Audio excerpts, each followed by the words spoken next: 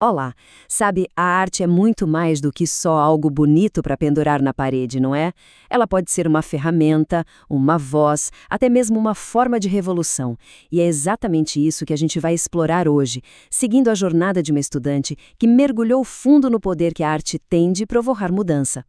E o ponto de partida de tudo isso foi uma pergunta super atual. Uma daquelas que, olha, provavelmente já passou pela cabeça de muita gente enquanto rolava o feed.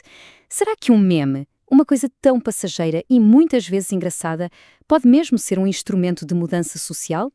Pois é, foi essa a faísca que acendeu toda essa investigação. Então vamos lá. Essa curiosidade inicial não foi algo passageiro, não. Pelo contrário, ela se transformou numa verdadeira busca, uma missão para entender as raízes e as mais diversas formas de protesto através da arte. E as perguntas que deram o pontapé inicial nessa jornada eram bem abrangentes, sabe? A questão ia muito além dos memes. Era sobre todo o universo da comunicação visual. Como é que um grafite na rua consegue ter um impacto tão forte? E a subtileza de uma cor numa pintura, o que ela pode comunicar? O grande objetivo era esse, decifrar a linguagem da resistência visual. E foi a partir daí que a investigação começou a construir uma ponte fascinante, na verdade, entre os movimentos de vanguarda lá do passado e a cultura viral que a gente vê hoje, dominando as nossas telas. Olha que interessante isso aqui. O que a gente vê é uma conexão direta, quase que um espelho. Pensa só, a atitude radical, anti-arte, anti-guerra do dadaísmo, lá do comecinho do século XX, hoje a gente vê um eco disso na sátira super rápida dos TikToks políticos. E as Guerrilla Girls, aquele coletivo incrível dos anos 80 que usava máscaras de gorila para denunciar o sexismo no mundo da arte, essa mesma energia ressurge hoje nas comunidades de fanart que usam a arte para discutir questões sociais. E quando a gente olha para essa linha do tempo, um padrão fascinante começa a aparecer. As ferramentas mudam, as plataformas mudam, mas a essência do protesto artístico, essa parece se repetir em ciclos.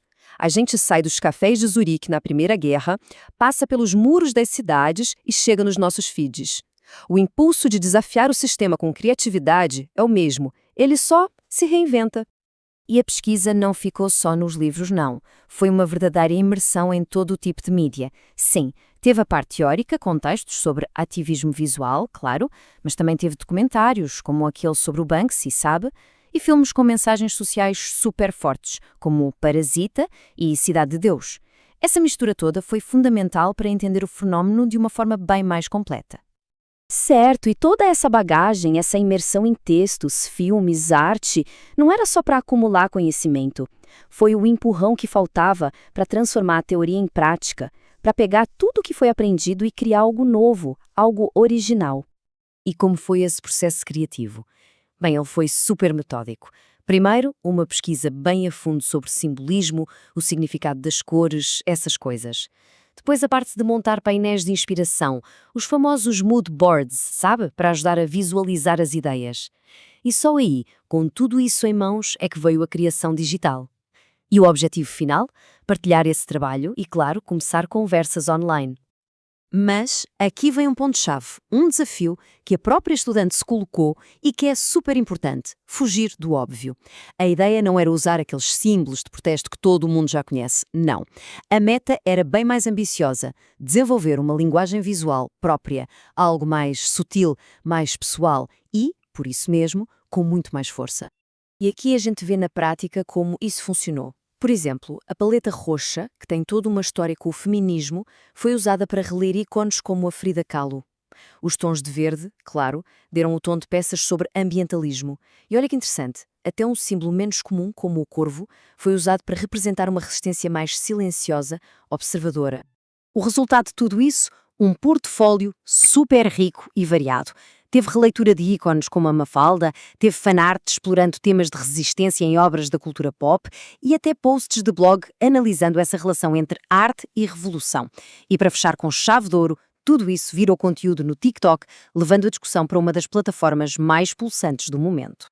E o reconhecimento desse trabalho veio também da mentora do projeto, a Raquel de Castro. O feedback dela meio que valida todo esse processo. Ela destacou o surgimento de uma voz artística mais consciente e crítica. Isso mostra que a jornada não foi só de aprender coisas novas, mas de um amadurecimento criativo de verdade. Bom, agora a gente entra na reta final. É o momento de refletir sobre tudo isso e ver quais foram as grandes conclusões, os insights mais poderosos que saíram de todo esse percurso. E aqui está talvez uma das sacadas mais importantes de todo o projeto. A história da arte de resistência não é uma linha reta, é um ciclo. As mesmas necessidades de expressão, as mesmas urgências, elas voltam a aparecer de tempos em tempos. O que muda são as ferramentas e as linguagens de cada época. E essa reflexão levou a um conceito muito poderoso. Pensa assim. Antigamente, os murais das cidades eram um grande espaço público para a arte de protesto, certo? Bom, hoje, esse espaço é a cultura pop. São os filmes, as séries, as músicas, os memes. Eles são os novos muros, onde as questões da nossa geração são pintadas para todo mundo ver. E, por consequência, o palco da expressão mudou completamente. A mensagem de revolução não depende mais só do espaço físico das ruas. Hoje, ela se espalha na velocidade de um clique, de um compartilhamento, ela flui direto pelas nossas timelines.